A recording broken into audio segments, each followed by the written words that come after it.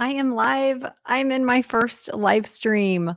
I am trying out some new things with hooking up my technology and playing with new tools and seeing how live streams work. And so I thought that this would be a great opportunity for me to just play around a little bit. I don't learn new things often enough.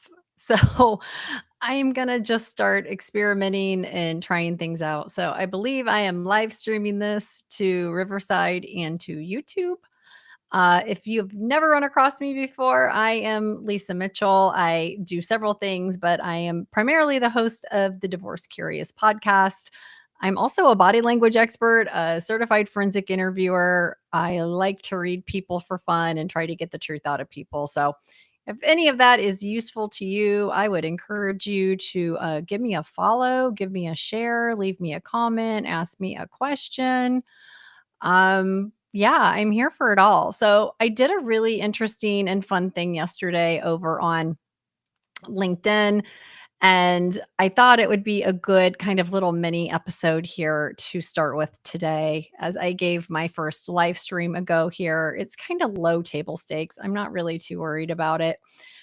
But basically, what happened is I was digging around for some stuff yesterday and I ran across my very first corporate badge, my first ID badge of my first big girl corporate job back in 1997 with GTE or General Telephone, and that company does not exist any longer. It's been bought and sold and spun off and rebranded and a whole bunch of stuff, but I was there like almost 18 years. And so I think finding that first name badge, seeing my like young, energetic 19-year-old self staring back at me like, also was kind of like, what is going on here and what comes next? Spoiler alert, I didn't even work in the building that they had me show up for orientation and to get my badge. Like they took our pictures and was like, okay, you're going to go work on the other side of town in a totally different building. So right out of the gate, plot twist, right? Which I think happens so often when you're trying something new. But I was reflecting back yesterday. I kind of got hit with that nostalgia, and I've learned a lot between 1997 and 2025, which is where this version of Lisa exists as I'm talking to you all today. So that's a lot of water under the bridge. That's a lot of a lot of lessons, a lot of work lessons, a lot of life lessons, a lot of people lessons.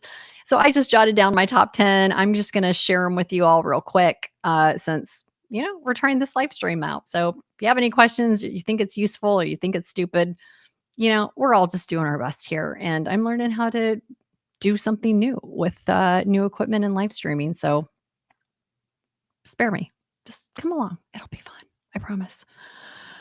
Okay, so my one of my first life lessons are things I would whisper in little, sweet cheeked baby Lisa's first day at corporate life. She was standing in line waiting to get her real big girl ID badge. Here are some of the things I would share with her, and I'd love to know what some of your day one pieces of advice would be to yourself if you think back to that first day on your job. So here's where I would start.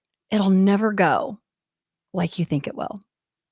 And it doesn't mean you did anything wrong. It just means that we don't have as much control as we think or hope that we would.